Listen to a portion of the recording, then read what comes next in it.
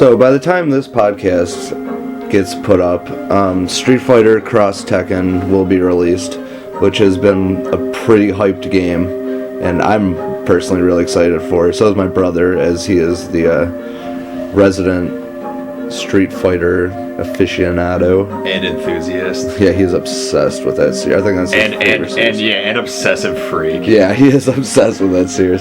So that should be out by the time this podcast gets put up. Pretty excited for it. I'm a little scared. The live-action Chun-Li movie's already out. Yeah. What was that? I forgot who did that. I think I saw that on Screw Attack. I saw it in the clearance section of Half Price. Oh, okay. I think we're talking about two different things. Yeah.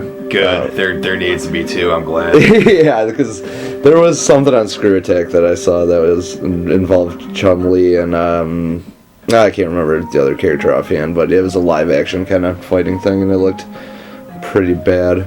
But back to Street Fighter Cross Tekken, I'm a little nervous about it because I haven't played Tekken in a while. I don't know how their fighting engine is gonna stack up to, say, Street Fighter 4's, which I loved.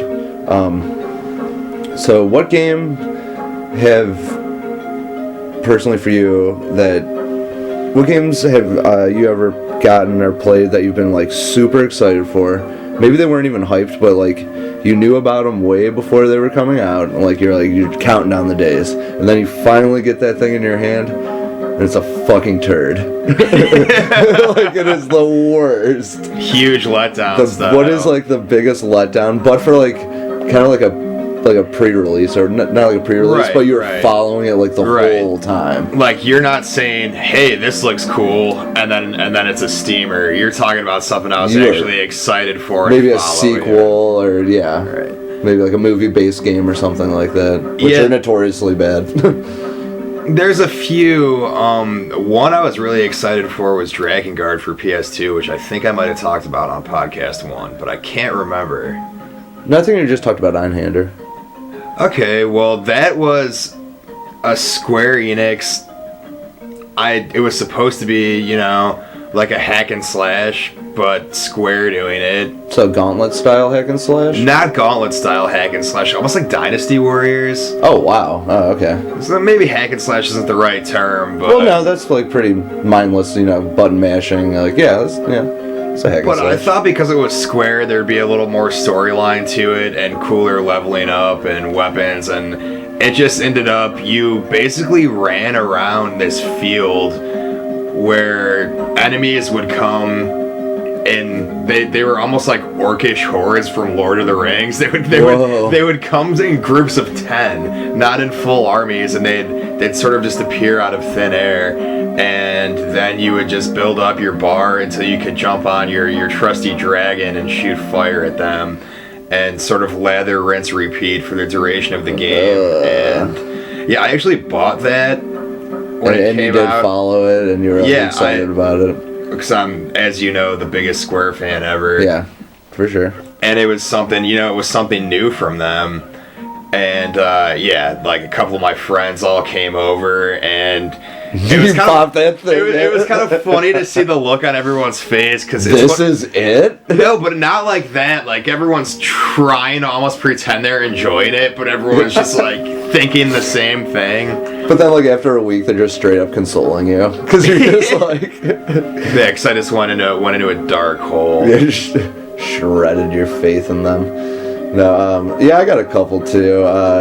Final Fantasy 13. How could you not be pumped? Oh, I know. I followed that game for so long. Well, think about the first one on PlayStation 7. I got it the day. The first one on PS2 10. Yeah. Those are good games. So I got it the day it came out. If you're logically following a pattern. I got it the day it came out. So bummed out. But that isn't the biggest one. The biggest one for me was for 360. It's Condemned 2.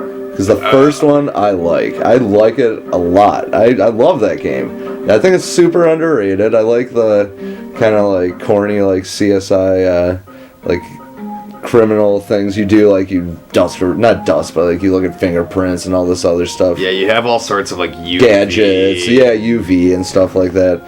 I just thought I loved the first one. I've heard you talk about how much you like it. And the second one, like I was just, as soon as they announced it, I was so stoked. And following throughout. Oh yeah, pre-ordered it, everything. Get it? And you were probably all over the interweb looking at this thing. Yeah. That's how you roll. Yeah, I was just watching trailers for it, and I was like, this is gonna be the best fucking game. I get home, and it's like they've changed all the mechanics. Like now you're like fist fighting people.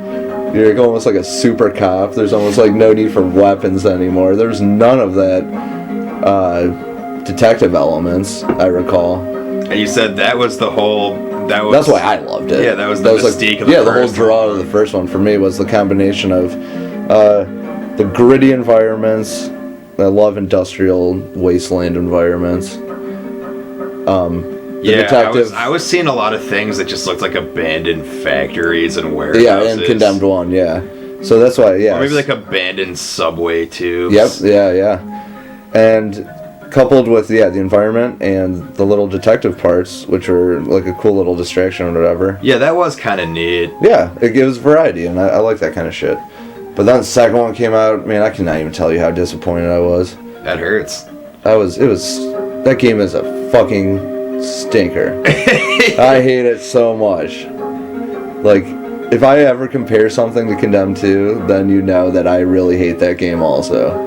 Or just anything in general that you can compare to Condemned 2. I just remember actually, like, the only good part is because I pre-ordered it or whatever, I ended up beating it. It's a short game. The only good thing that happened, like, I bought it right when it came out, so when I traded it in, I got tons of credit for it. Right, so that was the only redeeming factor. You were probably the first person to pitch it. Yeah. I think it was like maybe 3 or 4 days later too, and the people there were just like, really? Like, this just came out? It's like, yeah, don't ever fucking play this game. Use it for firewood. And then there were things that I wasn't excited for because I just listened to people, which you should never do, except us, of course. We know everything. Like Wind Waker getting bashed comes to mind, and then I started playing it and was just like...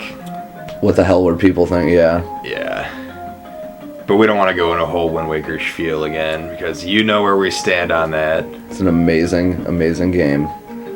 Haters be damned. Well, I don't think there's actually that many haters around now, but when it was first coming out and they showcased that first like pictures of it, the graphical style, people were shitting bricks, man. The bouncer was also a disappointment again, just because it was Square. It was like the first Square game on PS2. I didn't have a PS2 when it first came out, but when I first played it, I was... Dude, the graphics, I remember, like, that was one of the PlayStation 2's, like, demos to showcase the hardware. Yeah, what it graphics, can actually achieve. Yeah, the graphics and, like, that little thing, I just remember at the time being blown away. Yeah, and then I didn't get it when it came out. But, yeah, me neither, so it doesn't fall into the same category we were talking about, but just things that you'd think would be cool. Yeah, and then once I finally got around to playing it also, I was like, wow, this sucks. This thing sucks horribly. So. There's more to talk about on the bouncer. That's for another day, though. Yeah. That'll probably be part of our Worst Games Ever podcast.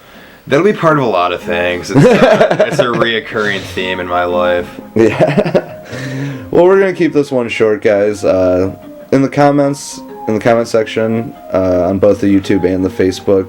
We're keeping it short because we can't keep talking after all this disappointment. Yeah, we have to go and play some good games like Parasite Eve. But in the comments sections for both the YouTube and Facebook, let us know what the biggest disappointment you guys got, Get in on these discussions. Yeah, because we want to hear from you guys, so we give you awesome stuff. And sometimes we hate ourselves, and we'll want to be just as disappointed as you were, so maybe we'll give it a run. Yeah, turn us on to some shitty games, guys.